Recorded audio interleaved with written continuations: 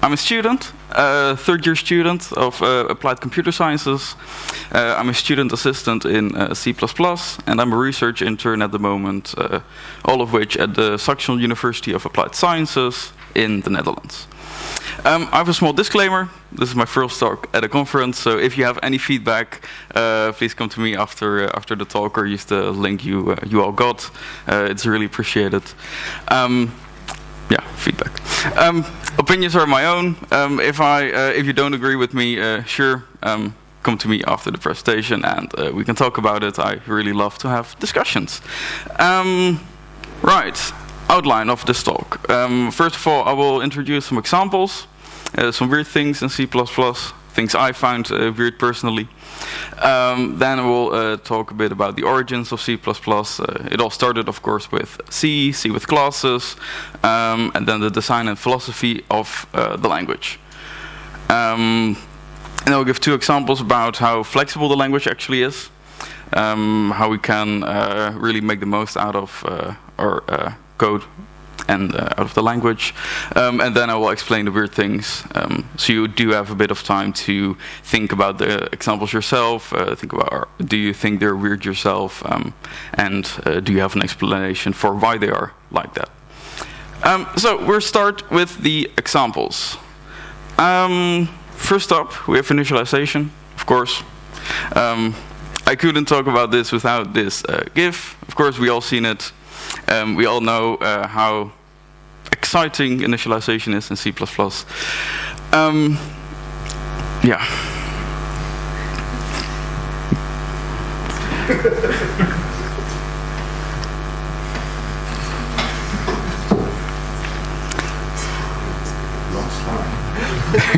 yeah, it takes a while.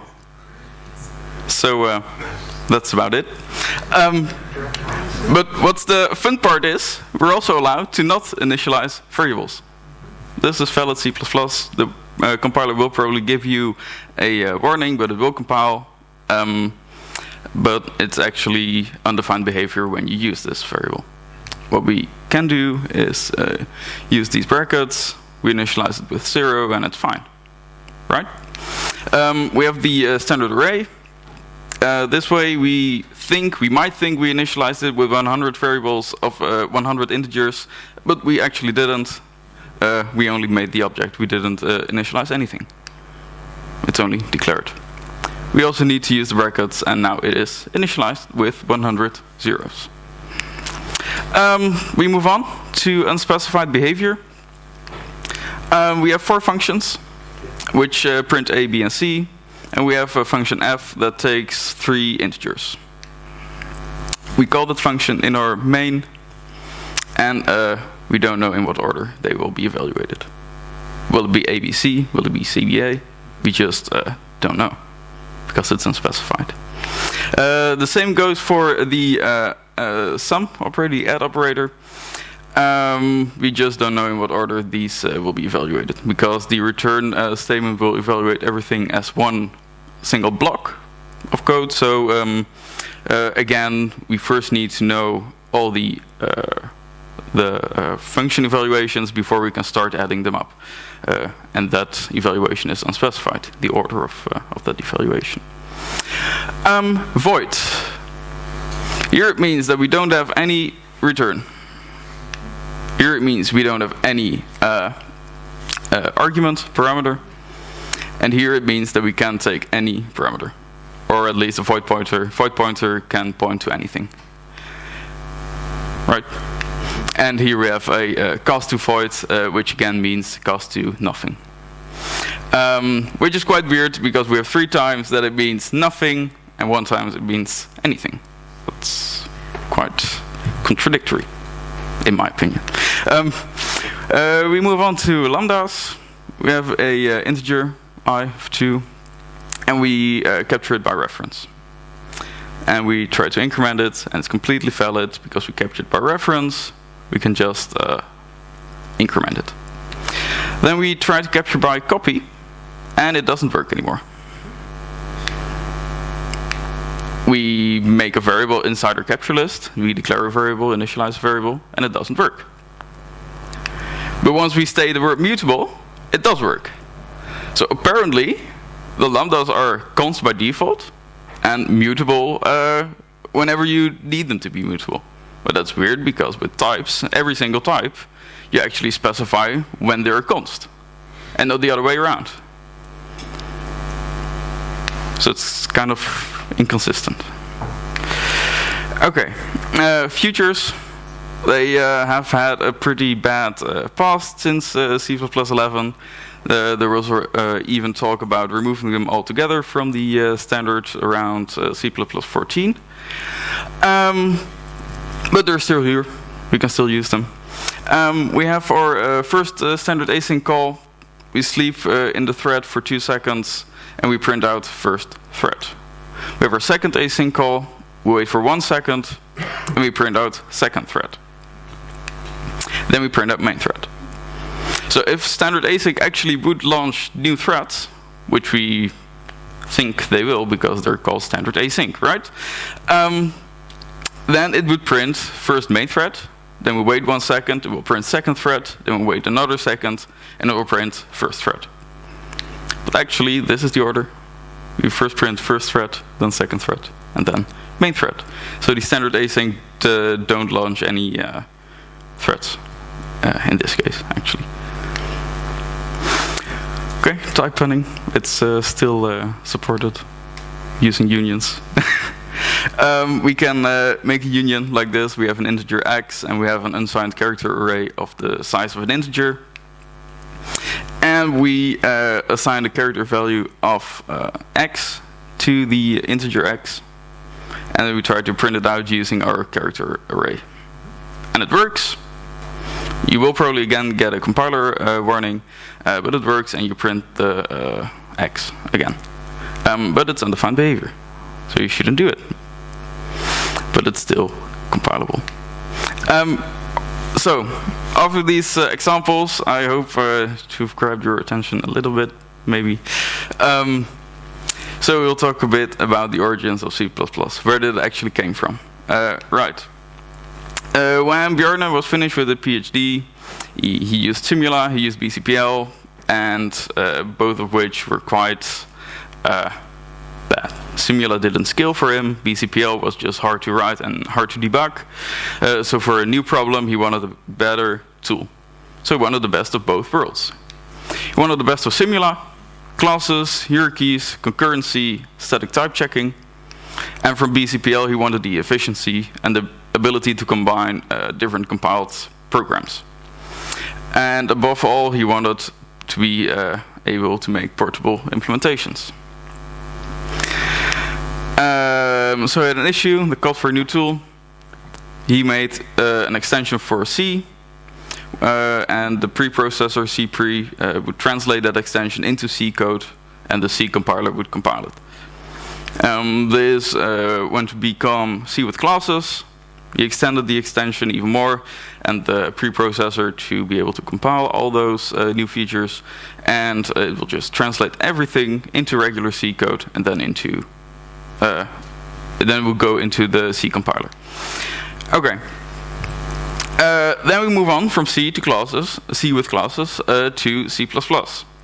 Because C with classes was a medium success, which meant it did pay for its development in-house, it did pay for the developer, it did not pay for the continued support and the continued development of the extension of C.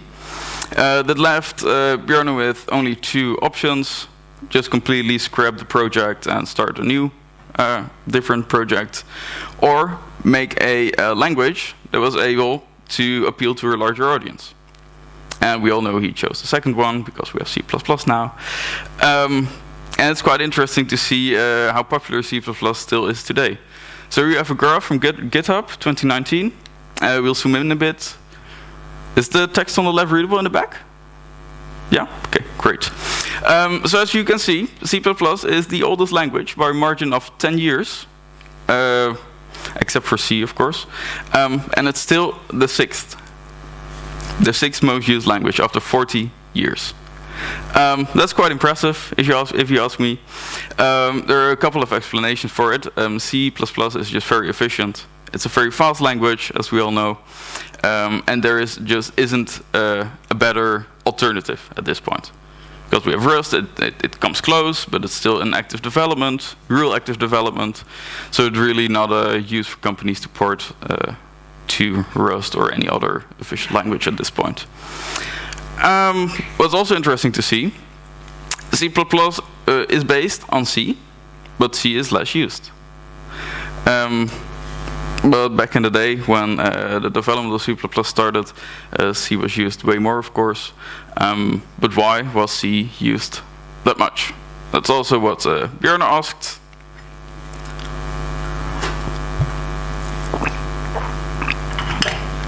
And he came up with 4 reasons. First of all, C is flexible.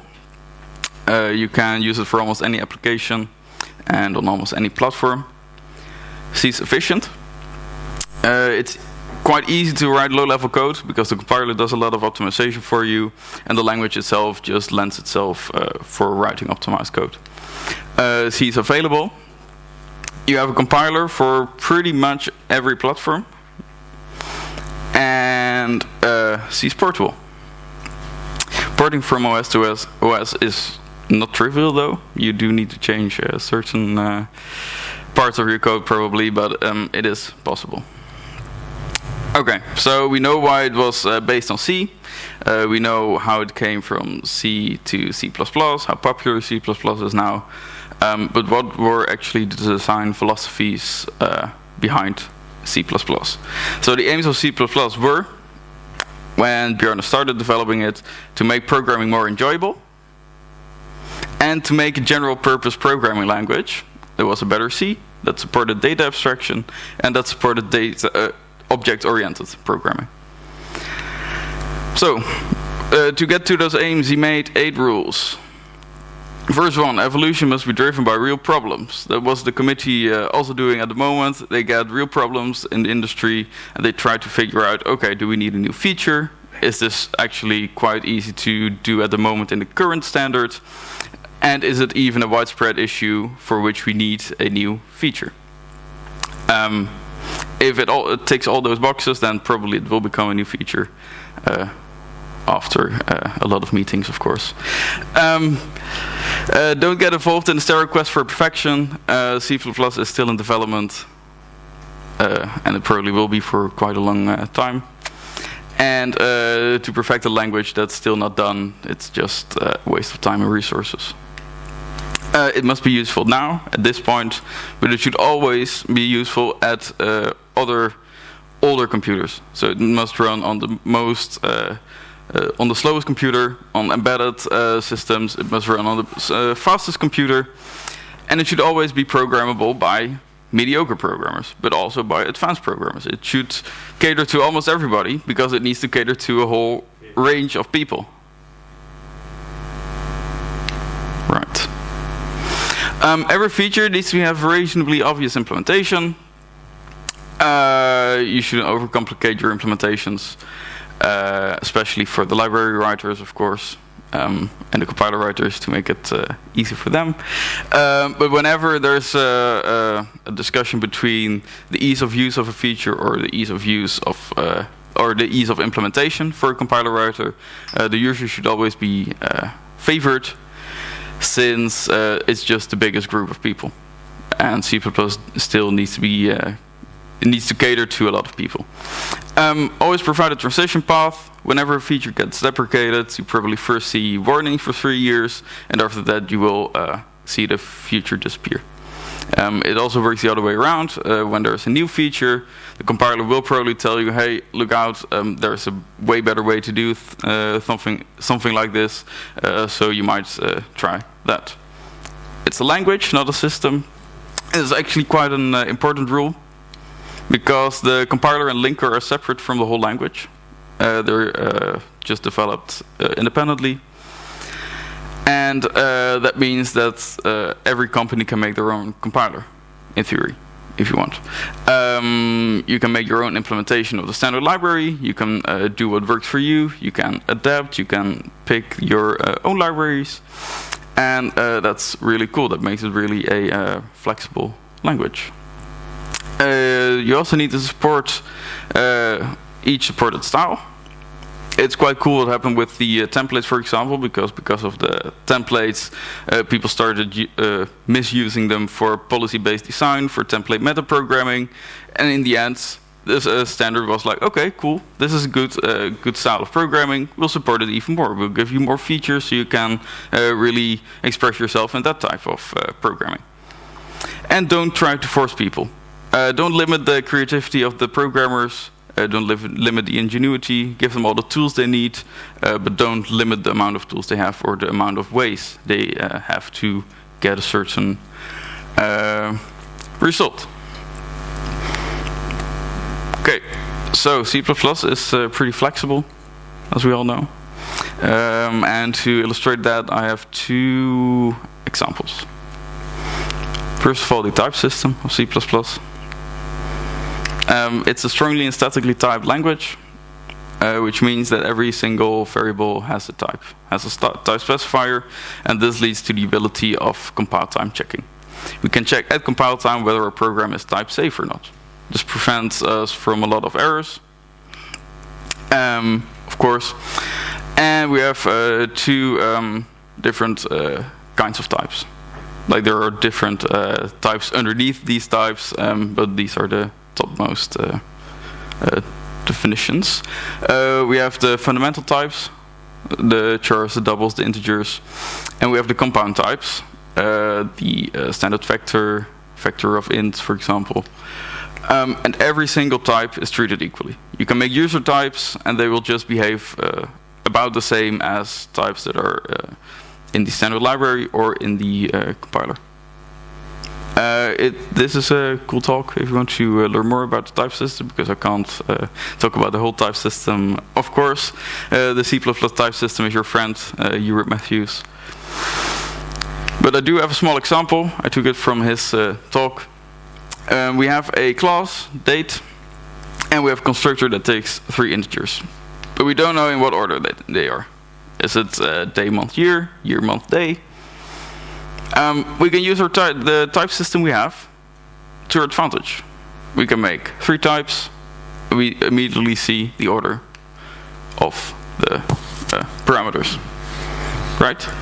So we can use the type system. We can make C++ flexible. We can cater to our own needs. We can make our own types whenever we need them. This is actually also how they did it for the extension of the Chrono library for the calendar part.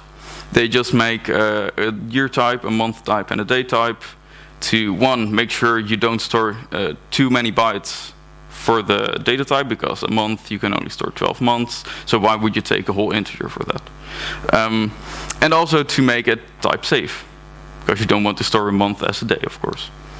Then we have the memory model. Rainer Grimm has a lot of cool blog posts on it, and he also did a talk on it last year, I think. At first there was only sequential execution. There wasn't the need for a memory model because every statement would be executed in the same order. At C++11 we got multi-threading. So all of a sudden we did need a memory model because we needed to specify the order of instructions in different threads. Since we needed to deal with race conditions, because every single thread in C++ can read and write to the whole memory of the program. It does need a pointer to that piece of memory, of course, but it is possible.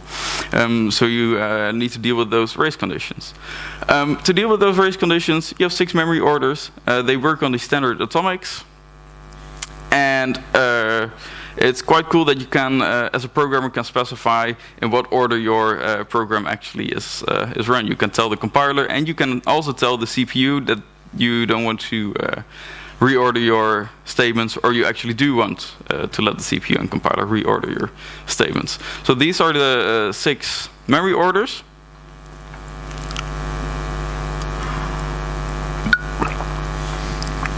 If you want to know what they do, watch the talk from Rainer Grimm or read his blog posts. There's also a good article on CPP reference. But it's kind of like this. If you go from the top to the bottom, there are increasingly less rules. So the first one, sequential consistent. every single statement is executed in order. But with the last one, relaxed, you pretty much say, well, do what's best for my program, do what's fastest. You can reorder the statement within my thread, and the CPU can also just choose and pick the order of execution. So the less rules, the more optimization can happen, but also the more problems can occur. So it's up to the programmer to pick the right one at the right moment. So the programmer gets a lot of freedom, but also gets a lot of responsibilities. And that's so cool about C++, because we get all the good things, but we also need to think about the bad things that could maybe happen. Right. And with that, we go to the explanation of the weird things. We have a bit of an appreciation for where C++ came from, what it is now. We know that C++ always was meant to cater to a lot of people, so that's why there are also a lot of ways to do things. But C++ also built on top of this ability to cater to a lot of people, because we have the ISO committee who gets a lot of input from every programmer out there, and that's why we can really improve it. Right, so we had the initialization. We could only declare a variable and just work with it with a warning, but still it's undefined behavior. It was inherited from C, this feature, and it was made in C because we had performance hits. Because when you read in 100 and thousands lines, and every time you need to declare, initialize, and assign the variable, you would just take out one. It will be a reduction of a third of the operations on your variable. At this point in time, it's not really that big of a problem anymore, since our computers are way faster than back then. But still, it's a bit of inheritance we got from C. There are still performance impacts with that. Yeah, there are still, but they're a bit less than what they used to be. No? I can show you some statistics. Okay, cool. That would be interesting. Thanks. Okay, cool. So we also have a standard array. The standard array has an implicit default trivial constructor, which means that it doesn't actually do anything. It's plain old data. It has an empty constructor, but once we call the brackets, we are going to value initialize it. We're going to call the constructor for every integer in there, so we get 100 integers that are 0. The standard array is a C-style array. Is a wrapper for the C-style array, so we just have the regular C-style array, but we do have functions like size and stuff like that. It is a thing to watch out for in the MSVC debugger mode. The declared variables will be initialized with 0 automatically, but once you move on to release mode, then they won't be initialized. So you can come across some weird bugs in release mode, so watch out for that. Timo and Nikolai have cool talks about initialization. If you really want to know more about initialization, which I can imagine because it's quite a big topic, go look at those. Unspecified behavior. The order of evaluation isn't really clear in this case as well. Well, it's unspecified. It's called unspecified behavior because it's not specified in the standard what should happen, and it's kind of not necessary because we have something that's called a sequence point. So right at the start of a function, there's a sequence point at which all the side effects are done executing, and all the side effects that are going to happen haven't yet started. So it's kind of a break for your program. So that makes sure that every single evaluation, so A, B, and C, are done evaluating before we start executing the function. So there's no need to have an order, because everything just will be done when we start the function. Besides that, warnings can really help you avoid problems with this. And you should enforce compilers when there's no beneficial impact of specifying a order of evaluation, since there have been studies into the order of evaluation if there is a difference when you go from left to right or right to left, or when you let the compiler choose, but there is just no real benefit in there. Right, the voids.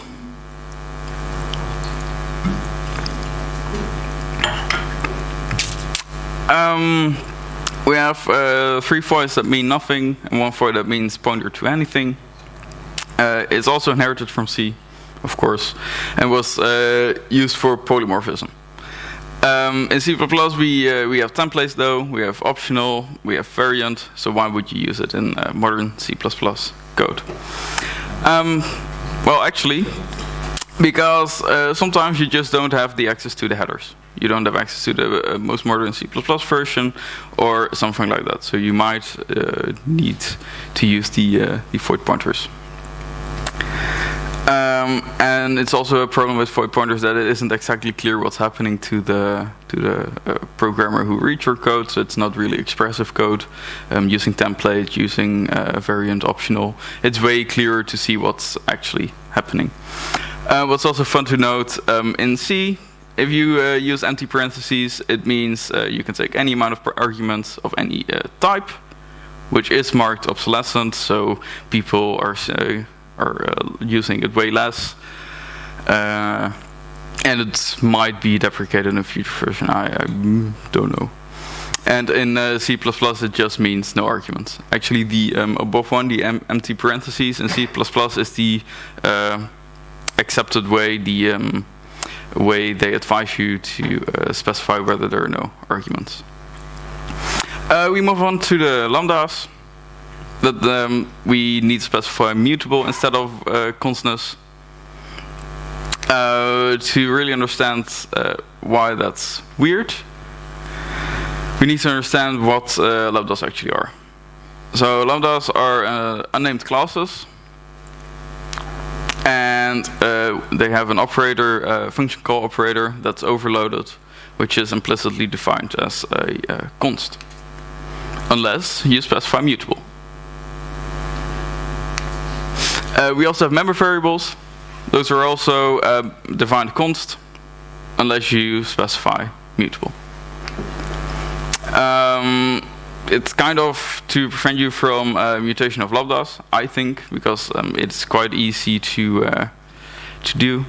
As you can see in the following example, we have 2 variables, x and y, and we make a lambda in which we add x to 5 and we increment x. So what this lambda will actually be translated to is something along the lines of this. We have an unnamed type with a member variable, the x, a constructor that takes the x and initializes the x, and we have a operator overload, the function call operator. And the body of our lambda will be put inside that overload. Right, and what's interesting to note is when if we didn't specify this as mutable, the member variable will be const and the function call operator will be const. Okay, so now we know what a lambda looks like. We call it once, we assign it to y, and we print y and x. First we print 10, then we print 5. We assign 20 to the local x, and we call the lambda again. We print y again, we print x again. Y is 11, because we incremented the x inside our function, inside our lambda, which might be obscured if you didn't use the mutable keyword. Like if you didn't use the mutable keyword, you wouldn't really know that it would change something inside this function, so it's kind of a trigger for you to, hey, watch out, look out, you might be doing something stupid here. But actually, it's quite weird, because you need to make an explicit choice to capture. You can capture by copy, capture by reference. So you as a programmer explicitly make the choice when you are going to copy a value and when you're going to mutate that value. So this is the current way how it's done.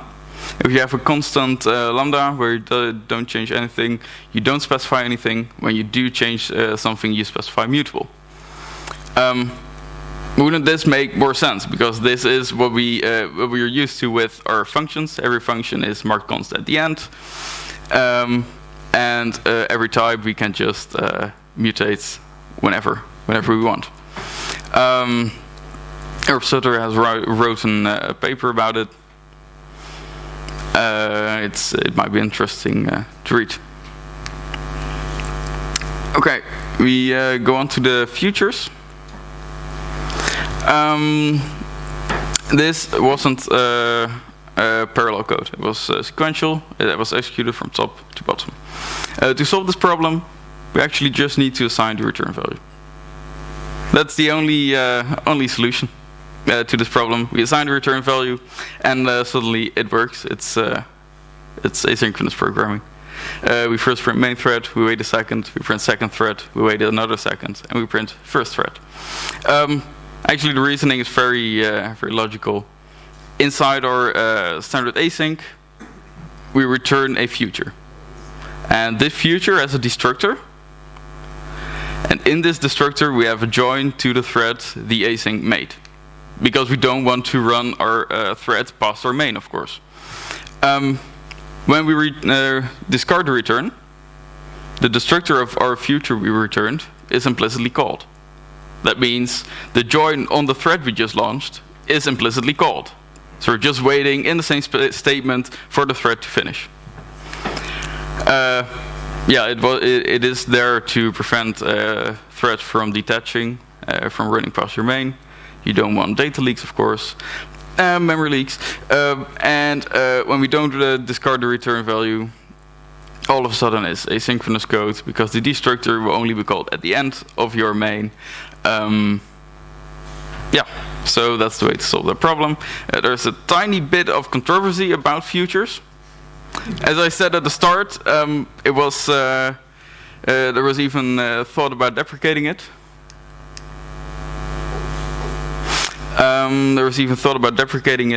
And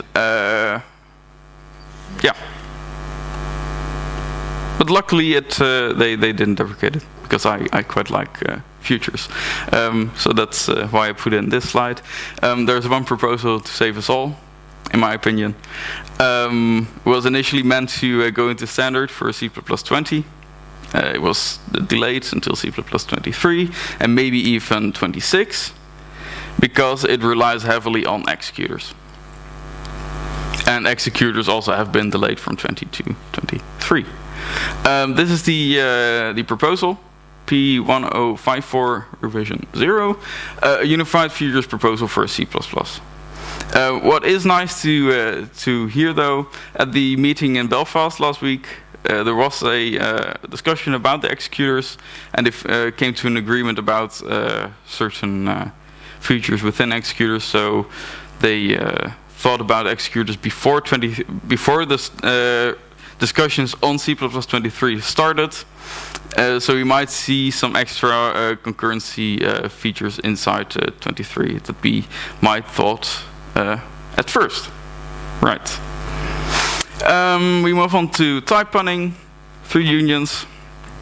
You've probably all done it, especially when you also have experience in C, because it's quite popular in C to do.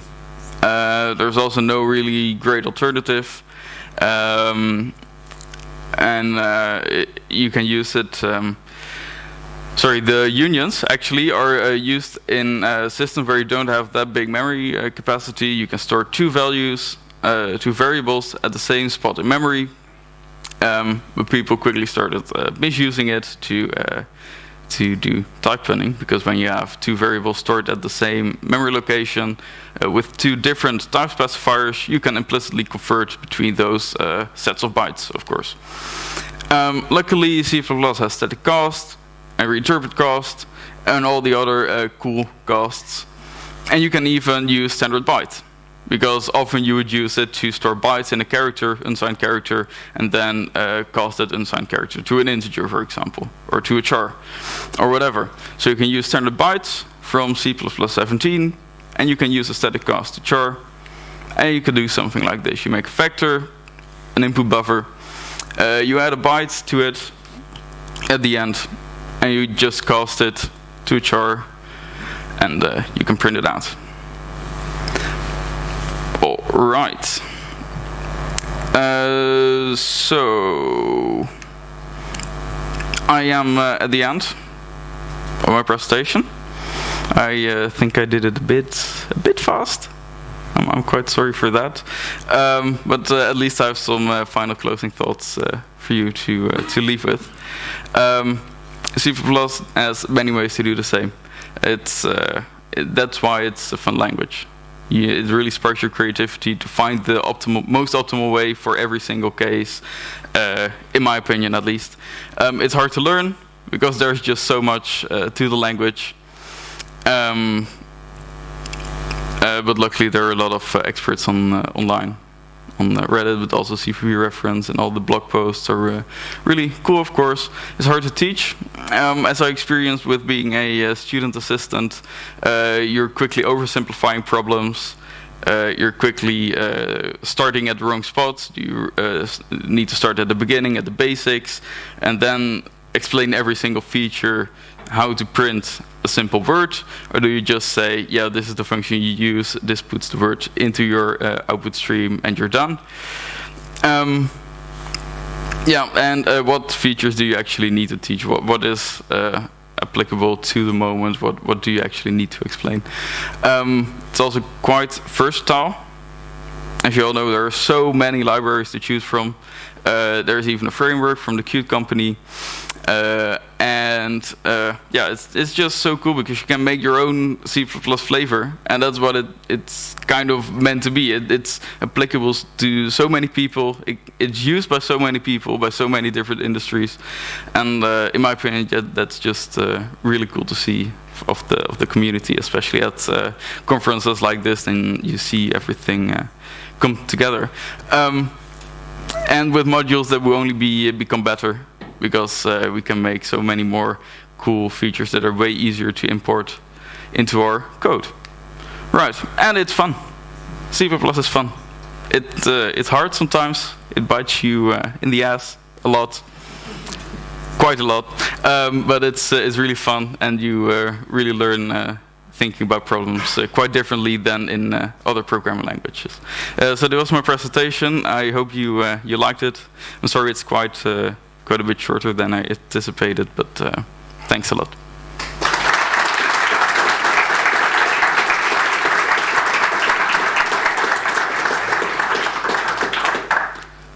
So if you have any questions, feel free to ask.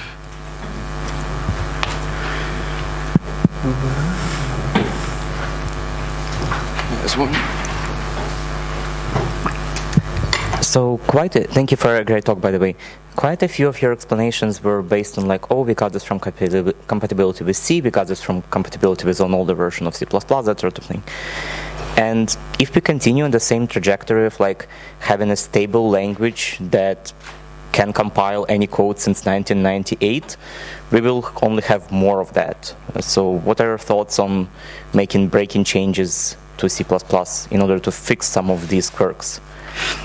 Yeah, so as I'm still a student, I don't really know how industries are using C++, but it's just quite hard to deprecate certain features, since in a lot of companies like banks, like the automotive industry, there are just so many old legacy code that still needs supporting. So deprecating features randomly everywhere is just, it's really not the language to do that kind of thing. I think it's just it's a cool language, but it also needs to bear the problems it has from what you said, the problem that it's just a 40-year-old language, and it just needs to be able to support that kind of code. But you do see a trend that sometimes they make better alternatives, and they start deprecating certain mistakes they made in the past. So you do see that, but it's hard. It's a hard problem, and that's probably why the ISO committee has so many meetings on those issues and deprecating features or not deprecating features. Thank you. Okay.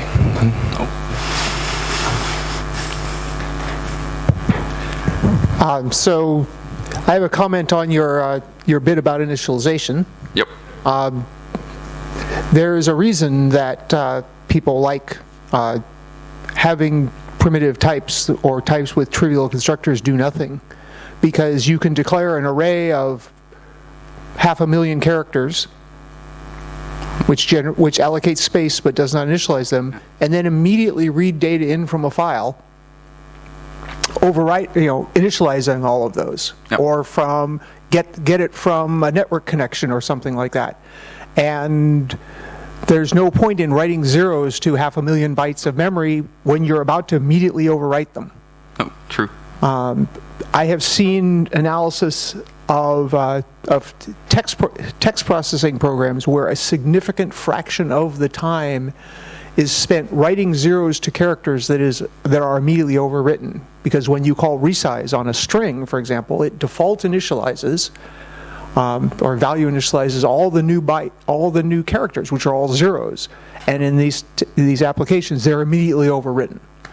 So yes, those initializations do have costs. Yep, and in the example I was shown, like 30% of the time, the processing time of this large application was spent writing zeros that were immediately overwritten. And so it's really nice to be able to say, no, just I need some space here. It's these types. I'm about to initialize them by some other way. Yep. Yeah, I'm sorry that at that point I maybe wasn't that clear that the weird things of C++ are actually quite nice as well, because it leads you to program errors, bugs, but it also leads to the kinds of things you just said, to really amazing things you can do in the language.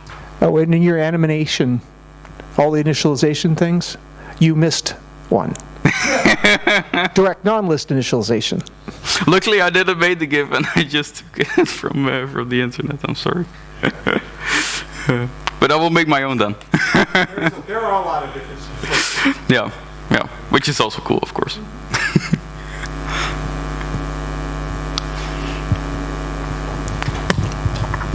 Yeah, not so much a question, more of a remark. I definitely want to congratulate you to your first talk. It was a brilliant talk. I thoroughly enjoyed it. Thank you very much for it. And also I want to give feedback on the speed. I did not have the impression it was too fast. It was exactly paced in a way that was right for me, at least. And I want to make a note on your very, very last slide, which said C++ is fun. Yeah. Yeah, it's a controversial statement, I know. Yeah. No, it's certainly fun. I'm just not sure I agree with your explanation of it, saying you enjoy being bitten.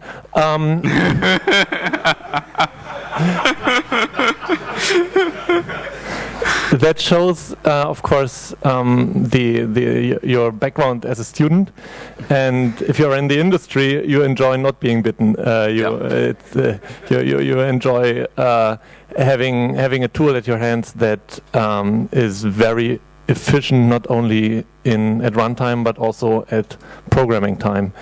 And so yes, it can be fun because you can be very, very expressive if you know what you do.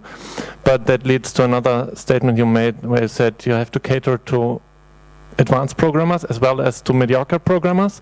And I think C++ doesn't do very well in the latter department. But yeah, that's just my comments on your talk. Thank you very much again. Thanks. Really appreciate it.